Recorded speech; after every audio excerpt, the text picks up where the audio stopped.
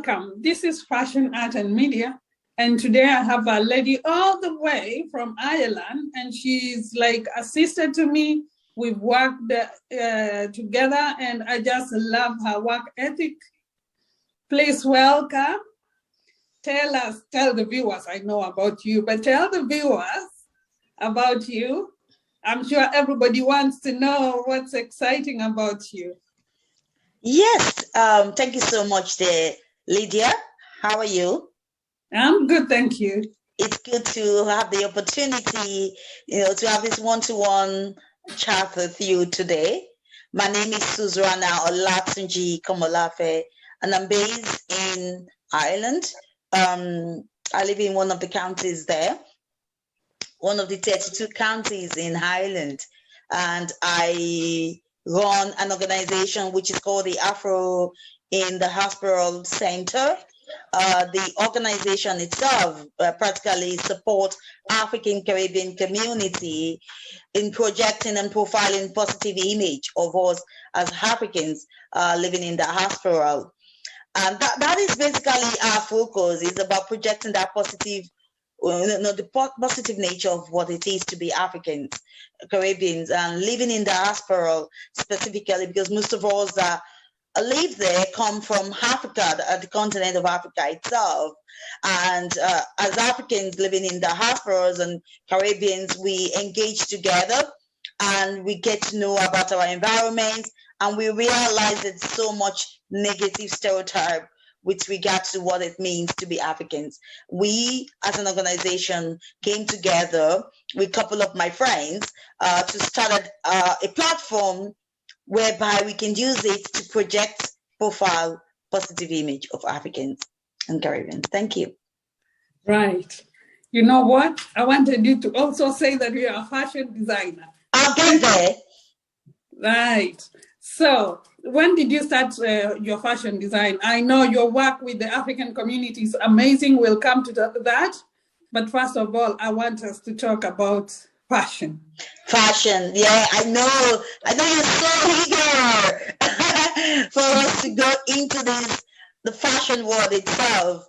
I used to say to myself, and I do tell my daughter, and I think I was still saying that this morning, I said, I'm a very fashionable woman, because, with teenagers now, she's a young woman, right. And they feel that you're so old, you don't really understand what fashion is.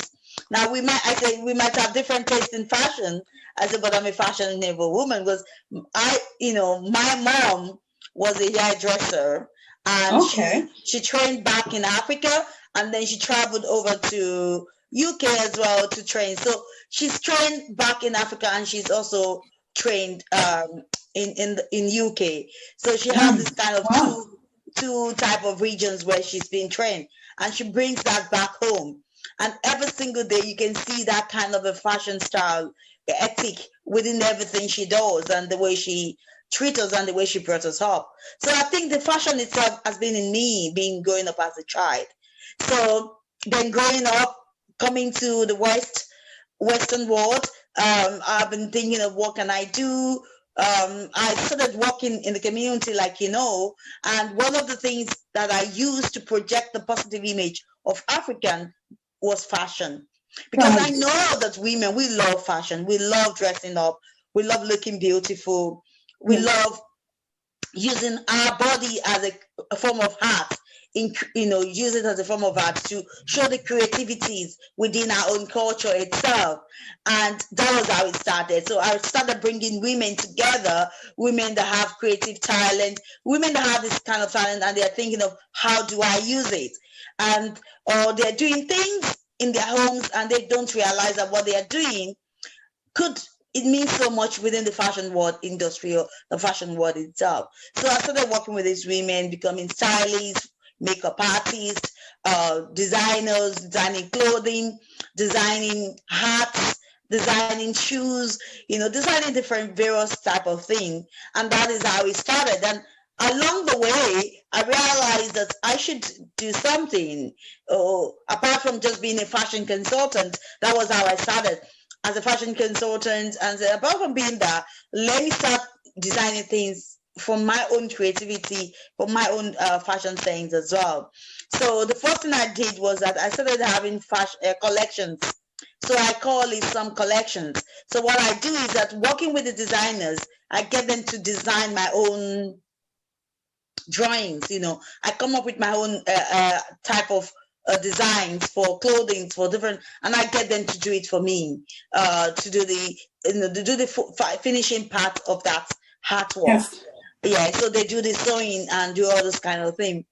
Then I felt that, look, I love to create things myself. You know, yes, it's good to do your artwork, and then they bring it to life.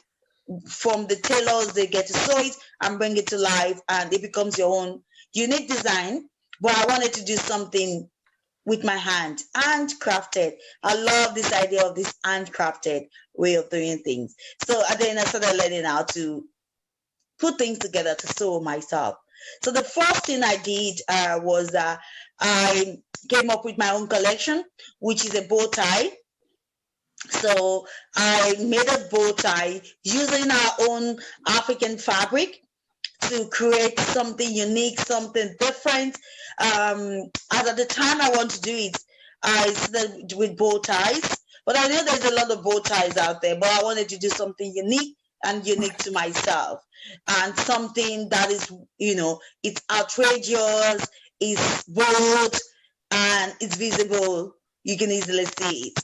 So I did this, my bow tie become big, a very big type of bow tie, colorful and creative, you know, and that is how I started my own branding, bow tie, which is called out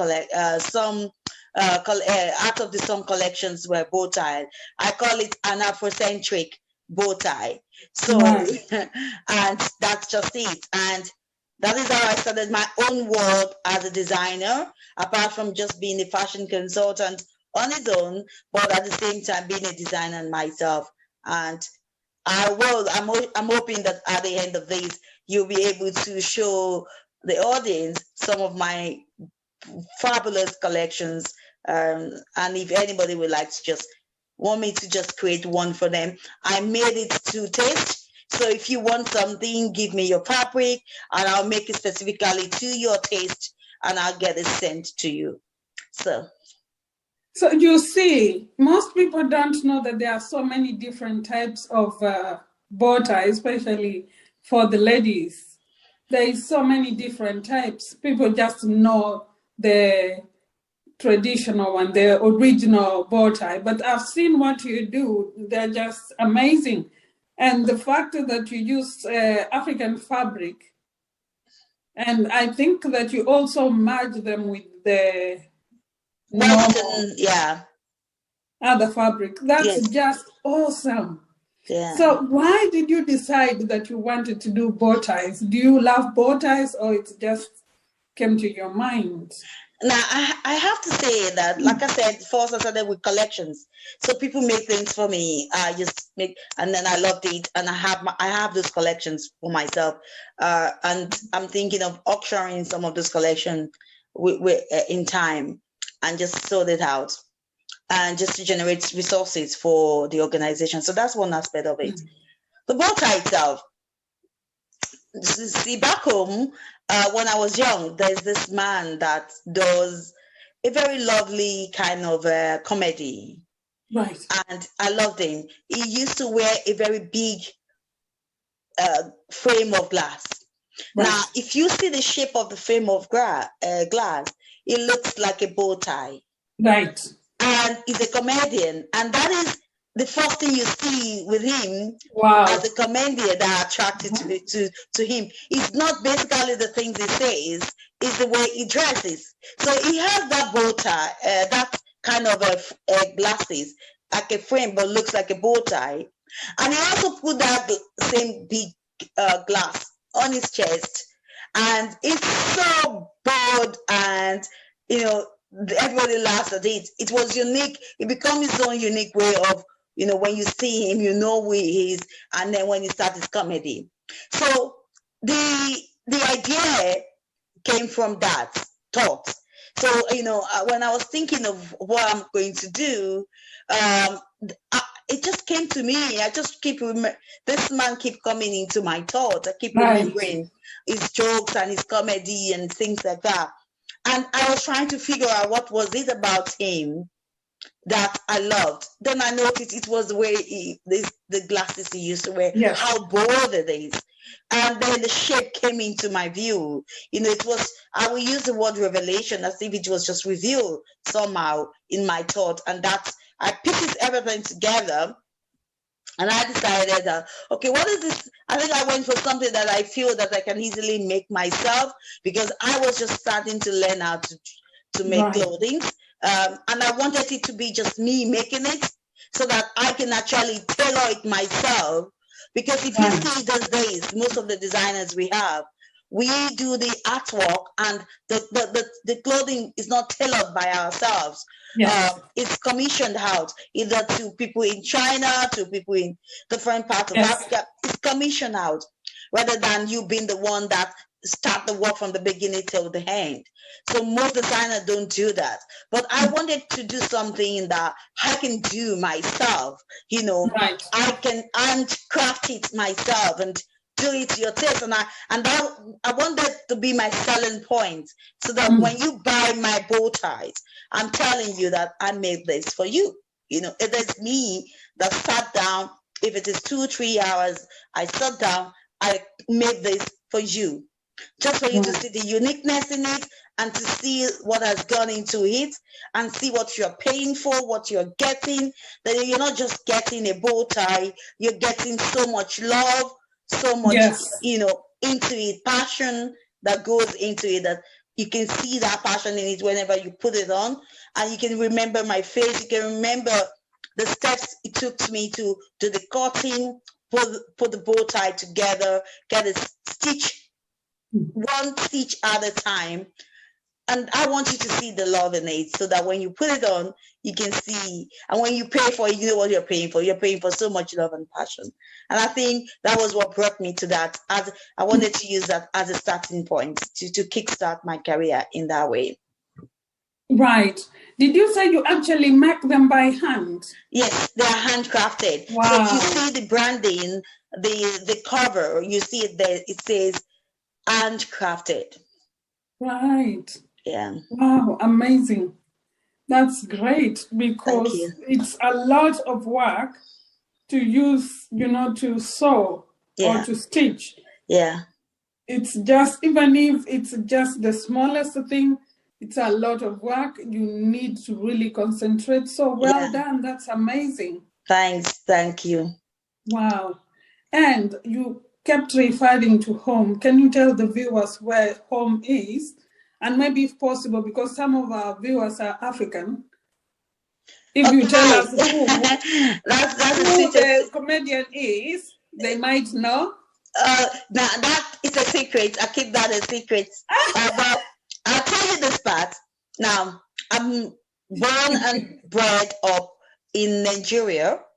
Nigeria as a country, but I'm from the western part of Nigeria, which is the Yoruba part of Nigeria. The western part is the Yoruba part. So I'm from the origin, the descendant of Oduduwa. So Oduduwa is the father of, it is known to be the father of Yorubas. So from that descendant, which is the western part of Nigeria. Nigeria is one of the countries in Africa. And so when I say home, I'm talking about Nigeria itself.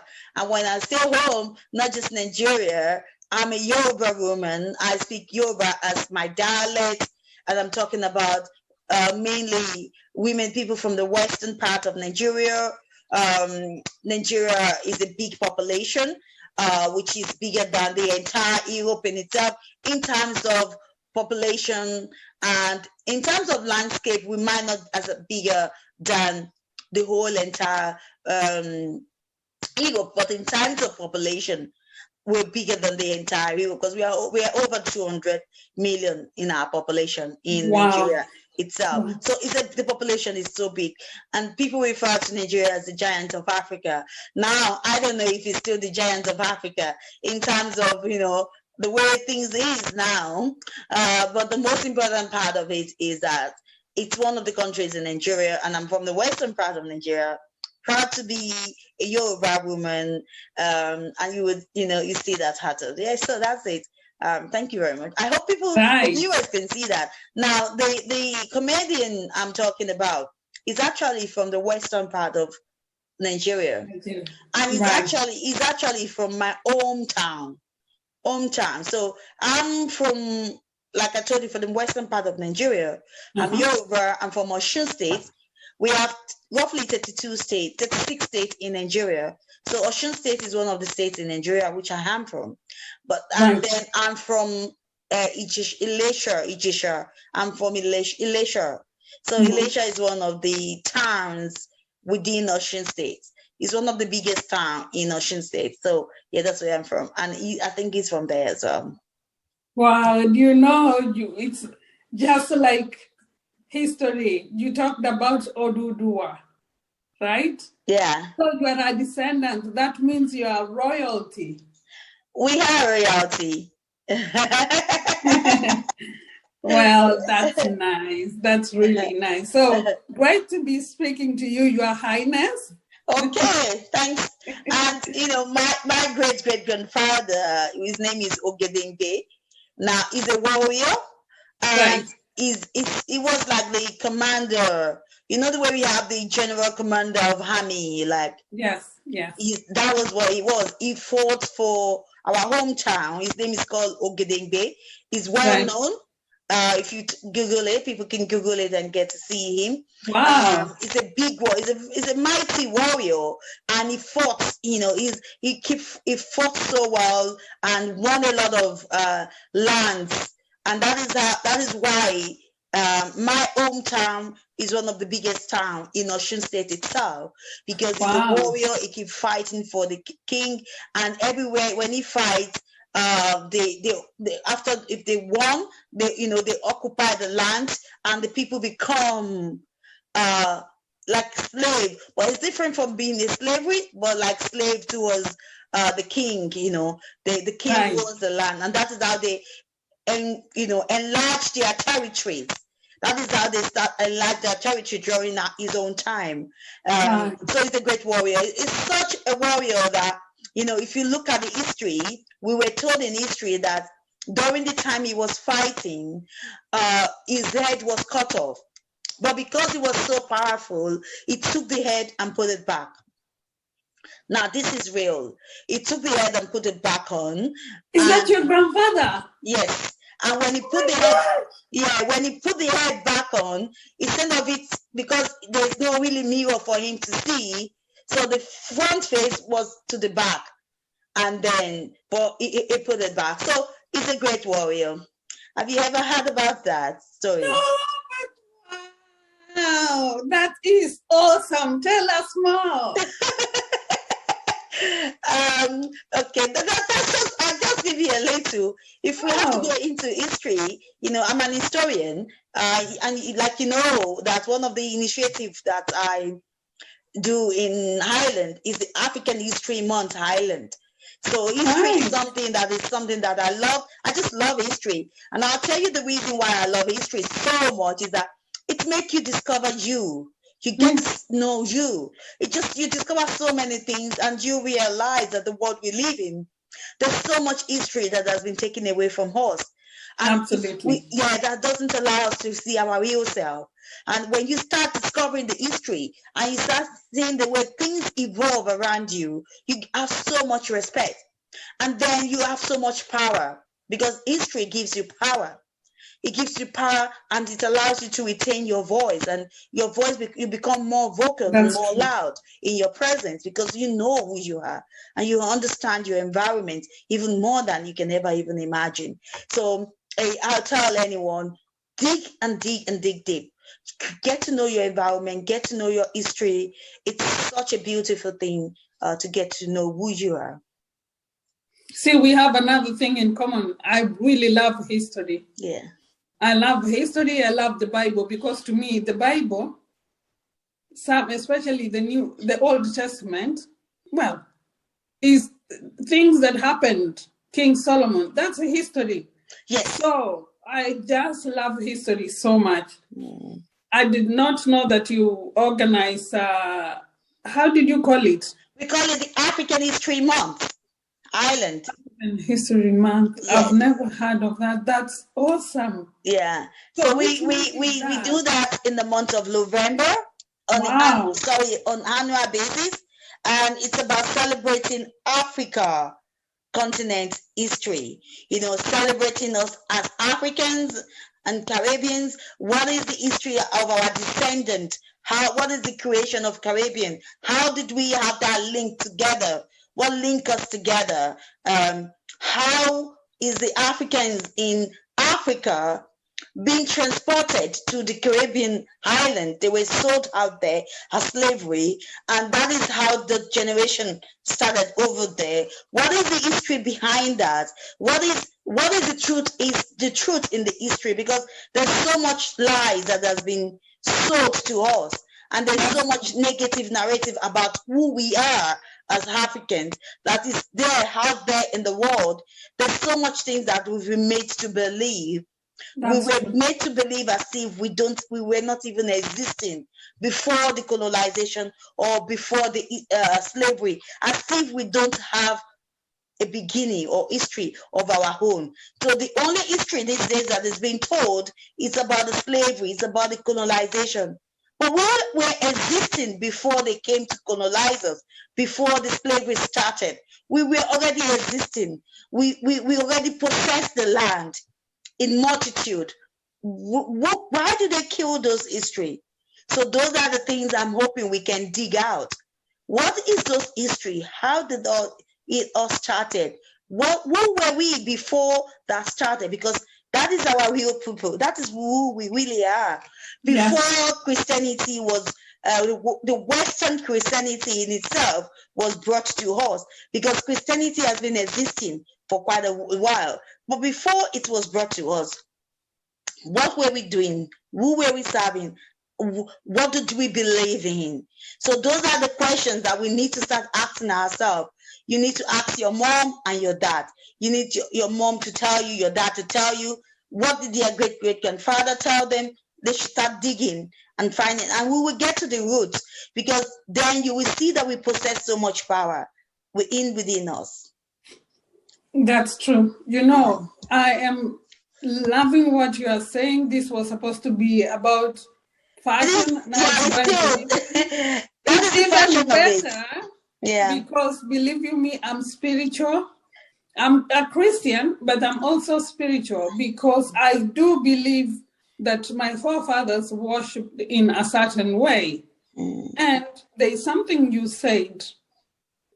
Civilization started from Africa. Whatever anyone says, it all started from Africa, right? Yeah. So our children or anyone needs to know that. So this Portuguese king that came and decided that he had to undermine us so that they can take what belonged to us doesn't really define us. It's only those people who are actually not high thinkers, yes, or high flyers are the only ones who will think and see that Africans are not the real deal. Yeah. I'll tell you a story. It's your interview, but I'm going to quickly tell you. I once went to a place in India called Vrindavan. It's where Lord Krishna was born. And not many Africans go there. And when they saw me, these people, some of them had never seen a Black person, especially the people in the ashram. They were so happy. And it's not just because I was Black. They believed that the Blacks are kings, or like they are next to God. So they treated me differently and really nice. I was very impressed. And I keep thinking maybe I should go back to Vrindavan. Yeah. So there's some people who actually know all this, because this is the beginning of life. This is where all of it started. Yeah. You know, there's something you said there that is so unique, that there's still some people that actually sees us as gods, because to them, our nature, our color, the way we look, you know, for them, it's different. So the only way they can see us was to see us as higher than them. Yes. And that is the way. Now, even when the Western world came to Africa, there's a letter. I'll look up for that letter now, and I'll send it to you. That was written by the man that initially came to Africa.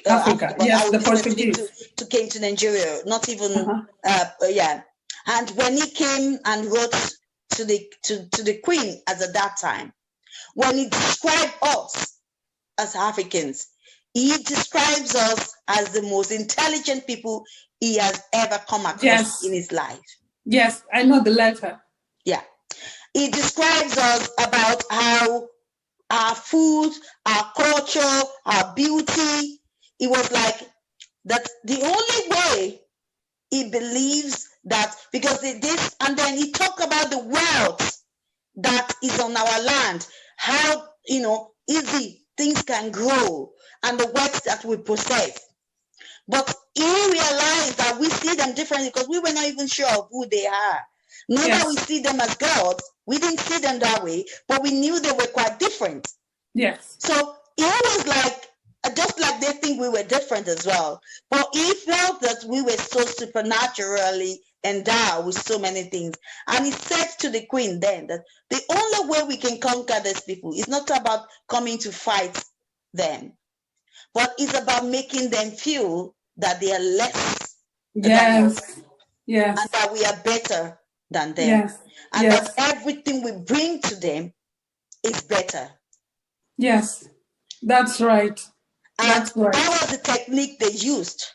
So what they did was that he went back and then they put, just like we do strategic planning, that how can we conquer these people? And the only way they believed they could conquer us then was to make everything we believe in that is good to become bad. Exactly. Thank you. Thank you very much for saying that. You know, our religions, for instance, in my tribe, we worship the moon, we worship the sun. But we were told that was bad. But come to think of it, God is said to be one. But God made the universe, which is sun, moon, and everything. So if we were worshiping through the moon to God, it's just the same, you know? Yeah, it's technically, like if you look at it, even though when we were worshiping the moon, whatever we were worshiping that, then we still believe in one God. Yes. We just feel that God gave us those things because the sun brings so much to us. Yes. And then the moon brings his own to us. You know, it gives us day and night. That is how they differentiate between day and night. So in gratitude to God, the universal God, that omnipotent God that nobody sees and has no image of him. No one has an image of him.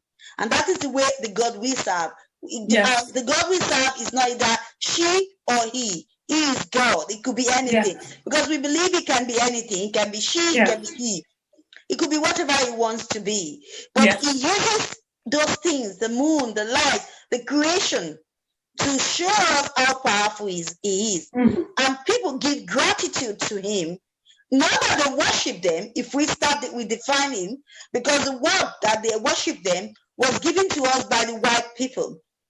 But they give gratitude to God with acknowledging. So if we start with defining things in our own way, we start seeing that it wasn't worshiping. Because the word that they worship comes from the Western. What they are actually doing was that they give gratitude to God for everything. They thank God for the sun. They thank God for, if you look at when they do those ceremony, they say, thank you, God, for giving us the sun. They thank God for giving them the moon. They thank God for giving them the land to be able to sow and reap. So they were actually giving gratitude to the supremacy of God upon their life, not that they were worshiping them. But we've been made, that's true. So we have to start redefining things in our own understanding. That yes, this is what it is. This is what it is. So they all believe in one God, a God that has no image. Yes. No image, but just one supremacy God. They believe that so many things. They also believe in so many things. They also have something that they believe that was the Son of God. They believe they have something they worship as the wife of God, because it has a female, feminine nature. So because it has a feminine nature and it's closer, they use it as, a feminine approach to God in itself. And if you look at the word of God itself, he asks us not to have any image of anything. Right. Any image of anything in his, to use an image to display him, to say this is who he is, that we should just worship him in spirit. Yes. Because we've been made to believe it's a spirit and it can come in. So that is the way he wants us to worship, within us, inside of us, out. And he wanted us to know that we were created, in that way, within his own image. So if you are a woman, it's your image. If you are a man, it's your image. So why do you define him as he or she? It's in your image, it's you. So whichever image you think you are, that is what you see the reflection of what God is. That's right. And then when you pray to him, you pray with him with that kind of sense of who he is as God, because it could be anything. It could change to be whatever he wants to be. He's God. The idea of him as his God is just all and all in our life. Right. So, and I think that is the view, that is the fashion that we need to talk about. We need to keep reflecting on. Talk about beauty. When we talk about creativity, we create different type of things. And the idea of creation in us, because God creates things. So as fashionist, we create things in different image. We come up with different ways of making things come to life. That's with our creation. So when we take a piece of clothes, you can make anything out of it. And it comes to life with whatever you create out of it. Yes, absolutely. Yeah. So creativity comes from God. It does come from God. And and that is why, these days we all feel that we can do everything, that we're doing everything without him. No, you can't do anything without him. You do everything through him. Yes. And through us, things are being manifested. Yeah. Of course. That's amazing. Oh my gosh. What you are saying is just what I think about almost every single day. So thank you.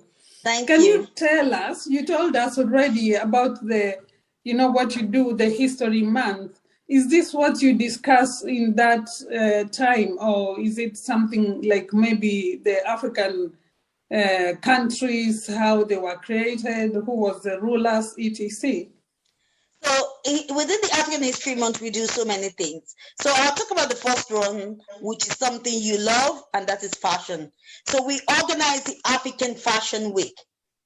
Oh, wow. Yes, so we organize the African Fashion Week Island, and one of the reasons we do that is that, like you said something there about us as Africans, is that civilization starts with us. Mm-hmm. In terms of fashion, in terms of our women beautifying their body, comes from us. The way we be, in terms of the, if you look at the Egyptians, the old Egyptians, which is one of the African country that was well known within the Bible. If you look at the way they dress, the women, in terms of the way they make their makeups, the way they, the way they beautify themselves, in terms of the perfume, the cream, everything they use, in terms of their clothing, in terms of their hair, because that is what fashion entails. Fashion is not just about clothing, it's not just about art, or shoes. It's about the creativity, the way we do our hair, the way changes that we make into our hair. And if you look at us as African, we're so lucky, we're so endowed that we can use our hair to make so many things. We can turn it into different types of things. We embrace creativity as Africans. That's true. We embrace it.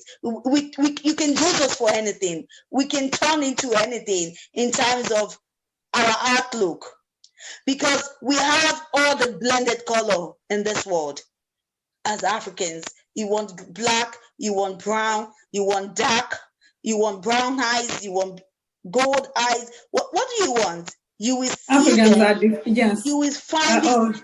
You'll find it within the continent of Africa. Yes, of course. We create that mixture of color that you see today, either brown, red, white, whatever you call it, pink, comes from that mixture of our color. Exactly. That is why this for me. So fashion is something that is just so should be celebrated within our community as African. So we do the African Fashion Week, whereby we focus on using African fabrics because we want African fabrics to be on the mainstream. We want the whole world to embrace it. You know, we talked about this when we were talking about the way that everything that is Africa is made to see as if it is not good enough. So we want to say it is good enough. Our fabric fitting into any societies, into any party, into any fashion world, it fits into it. Now, we're trying to break that colonization idea in the times of, you know, when we were colonized. Every single one of us, that if you were colonized by the French or by the Dutch or by the English, they leave something with us. So they leave something. They left, but they left something with us. So in today, I'll use Nigeria as an example. When you go into an office, when they tell you to be officially dressed, you have to be putting on a suit. You have to be putting on a dress, a skirt. But when they say officially dressed, it has to be a Western fabric. So even though they've gone, we're still selling their products. We're still selling their fashion. Their fashion has overtaken our continent in its entirety itself. So what I'm trying to do with the African Fashion Week is to bring that back to life. Use African fabric to make clothing that actually showcase the beauty and the creativities that we have within African continent in itself. So I'm so strict. I tell my designers that if you want to showcase in the African Fashion Week, you have to specifically use African fabric to do your creation. Now you are allowed to use any other fabric, to use them to use in terms of mixture of collections. Yes. But you must have in your collection something that is made of African fabric or African accessories. In terms of accessories, either art, jewelries, beads, whatever, but that comes from our own continent, because we want to sell our continent to the world through the African Fashion Week. Right. Okay. Now I'm going to go back to what you said. You were talking about Egypt and how fashion actually started from Africa. I will refer to the Bible. King Solomon's best wife, Sheba, she was African. Yeah. And she had all sorts of, it's even said in the Bible, her hair, her face, everything she did was very fashionable. So whoever can even, thank you so much for this. I've never thought about this. Whoever can even think that fashion started from anywhere, they have no idea. No. They have no idea. Amazing. Thank you so much. Yeah. And then another thing is that, and if you see, as much as people are trying to erase our history, it's just not possible. Now, when they talk about the women in the Bible, the women within the continent of Africa itself, they say they are promiscuous, in the sense of that when these women want to go into the presence of their men, they use so much different type of perfume. They take care of their body. They clean their body. They clean every part of their body. they make it clean. They use different fragrance, smell nicely, to look nice. You know, their skin, they make it glitter just to go into the presence of a man. So that when they come into that man's presence, they fill it up with aroma of beauty. It is called aroma of beauty. That's the way I see it. You know, they fill up the presence with the aroma of beauty. You know, they are so clean that when the man comes into their presence, there's nothing. You know, these days you see people shaving and doing different, and it looks as if it's a new form of fashion. These women have been doing this forever. Forever.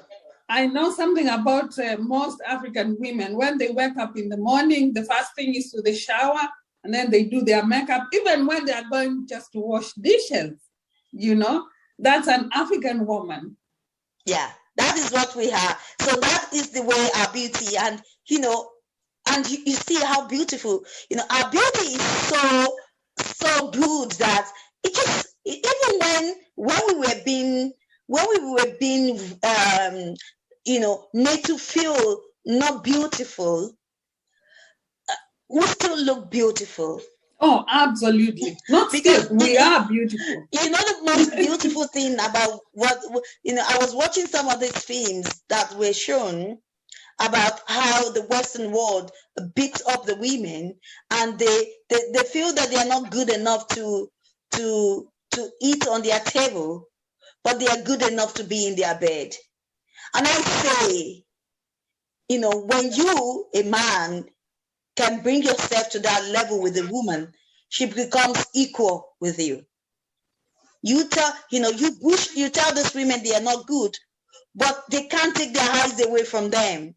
They admire their beauty, their luxurious body. When they walk, when they move, when we talk, you know, the confidence that comes out of us. The fact that whatever they give to us, we use our hand to do, we make something out of it.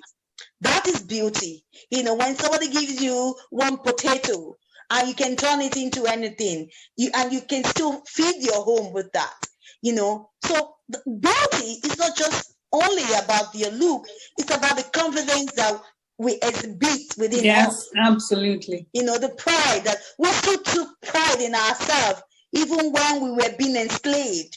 We have our pride intact in us. Absolutely. And that is what beauty is. And that is what fashion is. And that is what we are. And we just have to celebrate ourselves, because, you know, you can't define our beauty. It is just extraordinary. Absolutely. I agree completely. Yeah. I'm also going to say something about the African fabric that you were talking about. Yes, some people might say it's not official enough. Stella McCartney is selling African dresses for thousands of pounds. But as if that's not enough, schools in Ghana now are wearing African dresses to school. Yeah. Well, so if you look at what I said from the beginning, when the Western came in, they left us with something. So they brought their clothing, and that is what we wore in our school. So if you look at the pictures during the colonization, we were not allowed to wear our own dresses. So they make dresses, shorts from their own fabrics. So who tell them it is not official enough? It is because what we were told. It is because that is what we've been left. That is what we need to start changing. And I'm so delighted and so happy with what is happening in Ghana today, and that should start happening in all African countries, all over the continent of Africa. We need to start using our fabric to make our own uniform. We need to start using our own fabric to do everything, make it official. Because we were the one that made the Western clothing official.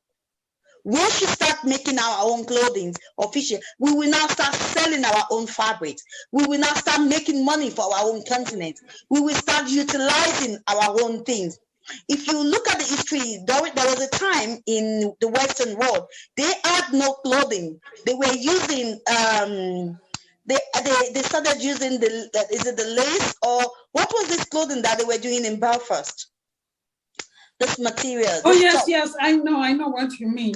I was trying, So they didn't even have enough fabric itself. So most of those fabric you see with them didn't come from their own land. It didn't, but they made it their own. And then they introduce us to it, to buy it and say it is official. If you have the opportunity to watch some of the olden days films that is being produced by the Western world itself, they were as much naked as us. They had no clothing. They made clothes out of the same thing we made clothing for. So what we were making clothing from as at that time, it's what was within our own environment. Every one of us had our Stone Age. The Western world had a time that they can call their own Stone Age. We have our Stone Age. We were all born nakedly. Nobody brought any clothing to this world.